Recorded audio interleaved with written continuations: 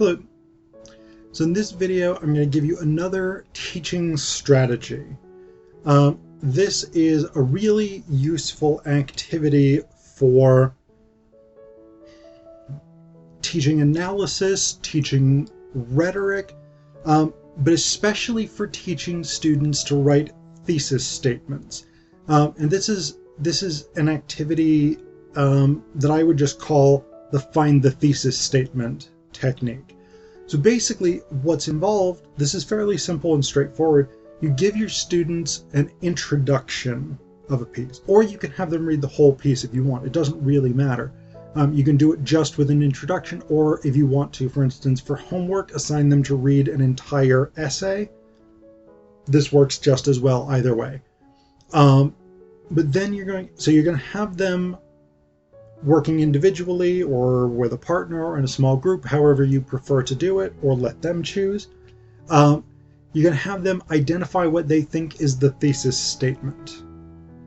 So they can, you presumably will have taught them about thesis statements before you do this. It's going to work a lot better if they have some sense of what they're looking for.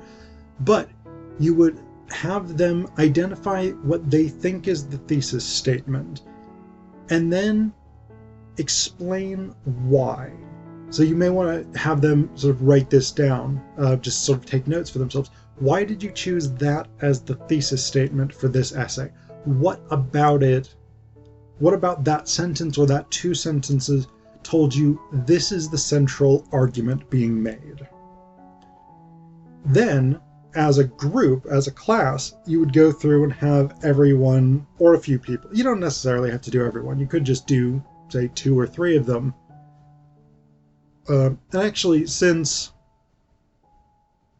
you're likely to have multiple people who will choose the same thing as their thesis choice, you may not want to go through and do everybody.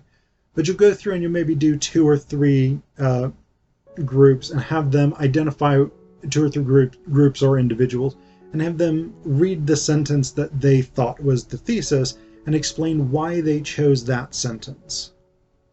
And this is a really good technique. This is a really good strategy because, first off, it forces students to think about, the essay or the piece itself. So again, if you've had them read something as a whole for homework, that's really useful for reminding them what it was about. But it forces them to think about what constitutes a good thesis. What are the characteristics of a thesis? What makes a thesis work?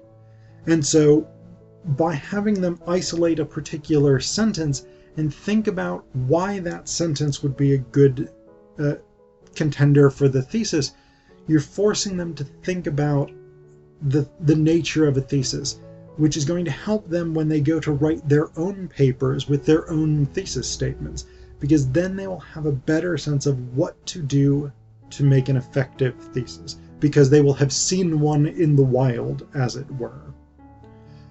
The other thing that's really beneficial about this is that it starts training students to always look for the thesis statement when they're reading something.